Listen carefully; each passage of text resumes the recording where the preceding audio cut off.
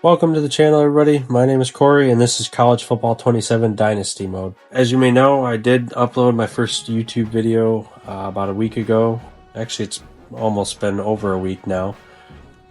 And I had a Dynasty going, and now College Football 27 came out, and I was like, you know what? Why don't we just jump right in? So we're going to jump in here. So the settings for the Dynasty are going to be on Heisman. Keep that the same. We'll keep the pre-order membership bonus. We're going to up the quarter length to 10 minutes, and we're going to have a minimum play clock time of 15 seconds. We'll have coach mode off for this Dynasty, and then everything else is going to be pretty much default. I'm going to do auto progress players off. Alright, yeah, so for this year, we're going to do the Oregon State Beavers. I put a small poll up and had a couple people vote. Thank you to all that voted. And I just felt like the Beavers were going to be a good option. I think it was like a 50-50 vote.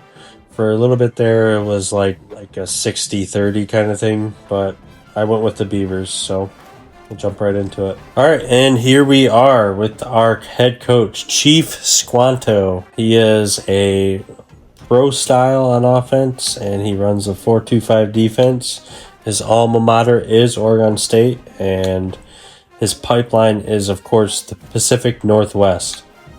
He's a very intense leader. Yeah, so that's what we're going with for this Dynasty. All right, so Oregon State last year went 2-10. The year before they went 5-7. So they've been having a pretty rough stretch. They did have the conference realignment a few years back. They've been left with Washington State, I believe. So we're going to try to get them back on track here. A couple new things to Dynasty is the Dynasty Blueprint and the Dynasty points that come with. So like some of our goals we have to complete. Maintain elite facilities for the next 3 seasons. We have to beat Washington State and end the season ranked in the top 25. So those are some pretty high goals for us this year. I don't know if we'll hit the top 25 this year. We could definitely beat Washington State, though. All right, so right off the bat, we're going to go right into hire and manage staff and then the blueprint. So as you see here, there's the wheel there, showing where our dynasty points are going, and then our budget. For right now, I believe we can only do the staff, maybe. Yeah, because it shows at the bottom. It shows at the bottom what you can do and when you can do it. So I guess we can also manage facilities. So we'll go into here to manage staff. So we've got one staff member that we can get. We really have to pay attention to the type, what it does for us, and how much dynasty points we have, which we don't have a lot. We might not go with anybody. Okay, so I think what I'm going to do is I'm going to go with the recruiting assistant, and we'll see how that goes. Yep. So now we're at 500. Okay. I think we're just going to go with that for now. You know what?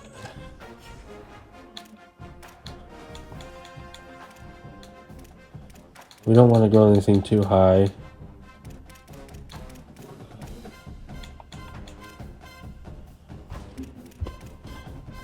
We'll go with the dynasty points increase as well. I think that'll be a great addition for this dynasty. Give us a little bit at the end.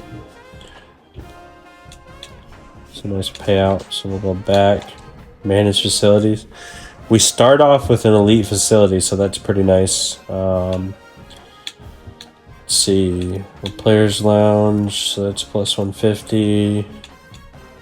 I think we're good for right now.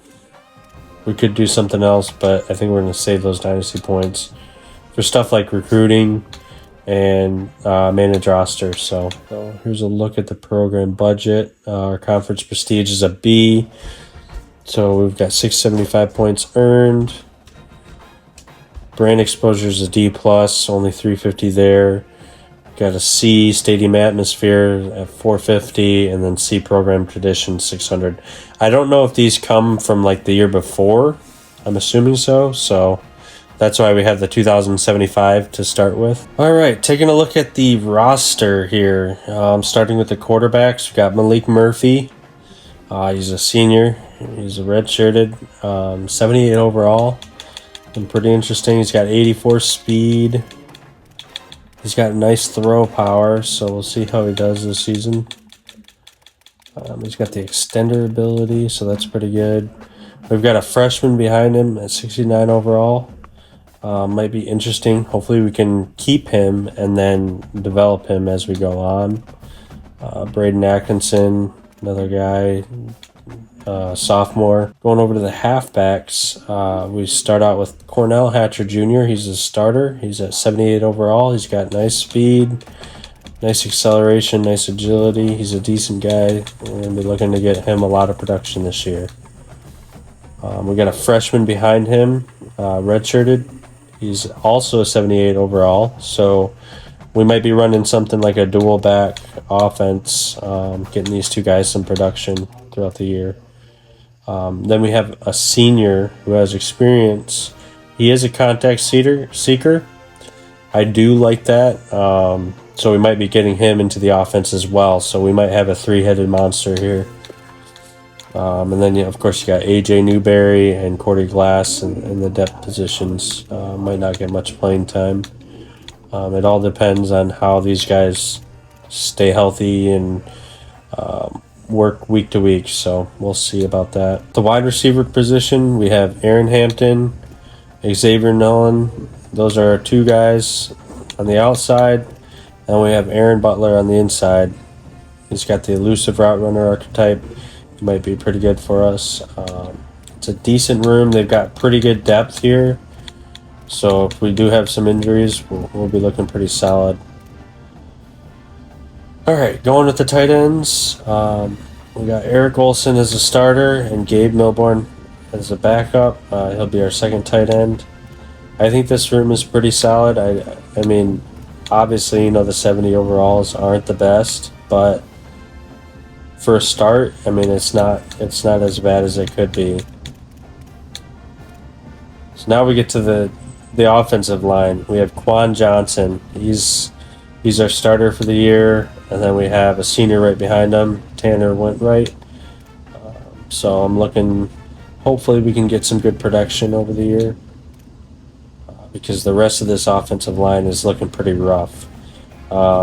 We've got Carter, I don't even know how to pronounce his name. He's a sophomore, 69 overall, and then we've got a freshman, Chase Meadows, right behind him. He's at 64 overall. Then we go to the center position. We don't have much depth at center. We have this redshirt senior, 70 overall, so he might be decent. Have to be looking for more centers in recruiting in the transfer portals later on. So at right guard, we have a pretty solid starter in Tyler Volton. He's probably the best offensive lineman we have at 84 overall. Then behind him, Will Larkins. We don't have much depth. He's 69 overall. We're going to be looking to move on from this guy as he's a junior. And, I mean, he'll be a pretty solid starter probably next year. But we'll see how it goes. And then, of course, you got the freshman, Sam Delaney. So we might want to be getting more talent here in this right guard position. At the right tackle position, we have a 75 overall starter in Josiah Timoteo. I believe that's how you pronounce it. He's a junior redshirt. He should be pretty solid for the season. But then you go behind him, you have Jaco Schultz. He's a 69 overall. And then Garth Miller. He's a 65 overall. And then, of course, the true freshman, 64 overall, down in Maine. So we'll be looking to either build these guys up or, recruit underneath. First on the defense, the left edge position, we have senior Takari Hickel. He's looking to be a big impact for this defense this season. He is at an 81 overall, so that's pretty solid. And then we've got Ishmael Finlater, however you pronounce that name. He's a 70 overall. He's a junior, so we're going to have to replace Takari Hickel after this season because he is a senior. So we'll be looking for more options later on. All right, for right edge, we've got Luke Levengood. He's a senior, redshirt. He's 72 overall, so he's not bad, but he could be better. And then of course we got the true junior behind him at 71 overall. And then we've got a couple of depth players and freshmen. We got a true freshman here, and then the other two both around 69, 67 overall. So, all right, the defensive tackle position. We have Jacob Schuster as our starting defensive tackle. We will be running a 4-2-5, so there will be two of these guys pretty much every play. So we'll have Tavita Pomei. He's a 79 overall. Looks pretty decent. So kind of excited to see these guys on the field, how they play. And then, of course, you got Tyge Hill right behind him at 78. So we've got a little bit of depth here, but it's definitely something that we'll want to be looking to build in the near future. The Sam linebacker position, we only got one. His name is Gyrese Goodman. He's a redshirt senior at 70 overall. And then, of course, in the Mike position, our best player by far on this team is Aiden Sullivan at an 85 overall. He's a pretty solid starter, so it'll be pretty good. Then we got Cord Shaw, 71 overall, and then Dylan Lane at 69 overall. So this guy's got a lot of abilities. I'm super excited to see him play this year. It is his last year, so we're going to have to develop new players or get somebody in the transfer portal to come here. At the will position, we got Rayshawn Davis. He is a redshirt senior. He's 75 overall. Solid stats. And then we've got Tyreek Blake. He's the other will. But yeah, so that's the will position. Solid players, need some depth behind them.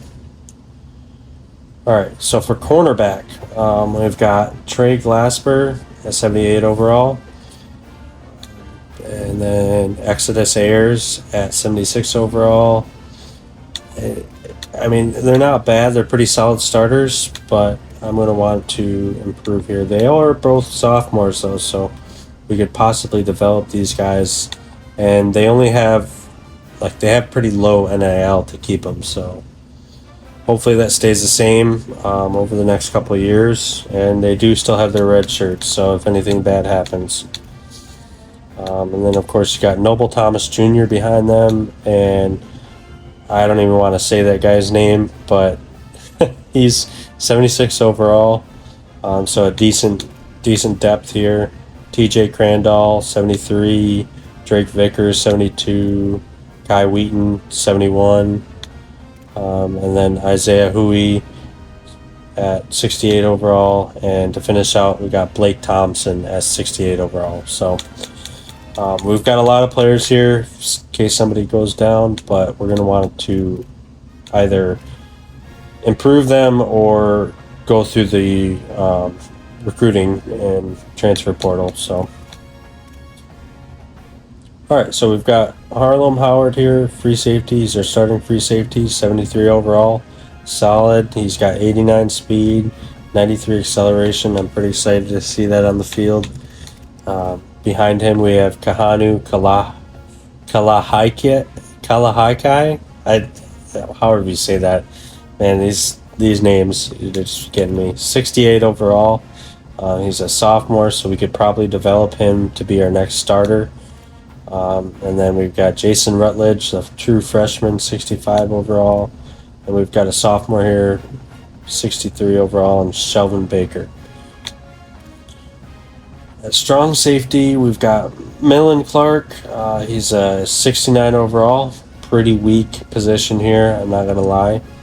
I'm gonna need to get some new guys in here, like Sean Craig,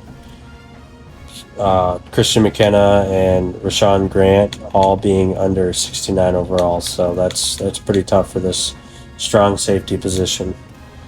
At kicker, we have an even worse position. We're starting the season with a junior at 59 overall. That's pretty tough, especially if we're going to want to be, winning games with kicks. We're going to need our guy to be locked in. He does have the accurate archetype, but he's got a normal depth trait, and he's not looking pretty good. And neither is the freshman behind him at 54 overall. So this might be something that we're looking in recruiting, or again the transfer portal, to get somebody in here to replace him. And then we've got a pretty decent punter here at 72 overall. His name is AJ Windsor. So hopefully he's pretty solid for our team. All right, to start off the season, we start with a bye week, obviously, and then we go to week 1. We play at Houston. This is going to be a pretty interesting game. Houston was 10-3. They're 21 ranked right now. So it's going to be a tough game for us. And then the next week is going to be even tougher. I chose to go with Oregon. I feel like the rivalry is just too big to ignore. You got the Civil War here. And we're going to Oregon, the number 2 ranked team, 13-2 last year. I mean, it's going to be a pretty rough matchup. And then we're going to get a pretty decent start here against FCS Northwest. That'll be kind of a level game. We can't play down to their level, but it'll be kind of a it'll definitely be an easier challenge than Oregon and Houston in the beginning. Then we have UTEP. We're going to UTEP here. They were 2-10 last year, so it should be a walk in the park, but we can't overlook them. So we really gotta show up. And then we have Colorado State on. Colorado State on the road. Not a good team either last year. 2-10, 1-7 in their conference. We're looking to hopefully beat this team. And then we play at home against San Diego State. Their record is 9-4 last season, so I think we can compete with these guys pretty well. Week 7, we play against Washington State, who had a 7-6 record last year. They are one of our biggest rivalries too, and we're looking to beat these guys at home, so that'll be a pretty big statement game. Then we have a bye week the next week, and then we go to Fresno State, who was 9-4 last season, pretty solid season. Hopefully we can get them out to win here. And then this one's a little personal, man. I started this Dynasty series on College Football 26, and I feel bad. I kind of left it incomplete, but College Football 27 came out, and I'm super excited to start this with you guys. So this one, we got to win here at home against Texas State. We can't let them get their revenge on me for leaving. That'd be a pretty bad start to the Dynasty. Then we play Boise State on the road. Still a pretty solid season last year, 9-5. So I'm looking for a pretty competitive matchup here. Boise State seems to be always pretty decent. Then we take Utah State at home. They were 6-7 last year. Not a bad record. It could be misleading. This might be a competitive matchup for us. Then, of course, we finish off the season against Washington State at Washington State. Another big rivalry game. We got to finish out strong against these guys.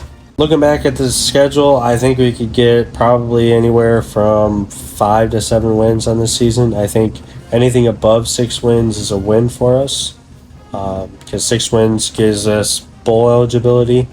And depending on how everything shakes out, I mean, we could be staring at a bowl game. So hopefully we get above that, but I'm not going to be too upset if we get around that range for this season, because it's looking kind of rough in the beginning there. Alrighty, so here we are, week 1, right before the Houston game, and I'm pretty excited to get this started. This episode is just going to be all about, the start of the dynasty. The next episode is going to be week 1 Houston. So if you like this type of content, please leave a like and let me know what you thought of this video down below. All your feedback is greatly appreciated. And if you want to see more, subscribe to the channel and hit the bell icon to turn on notifications. Thank you guys for watching.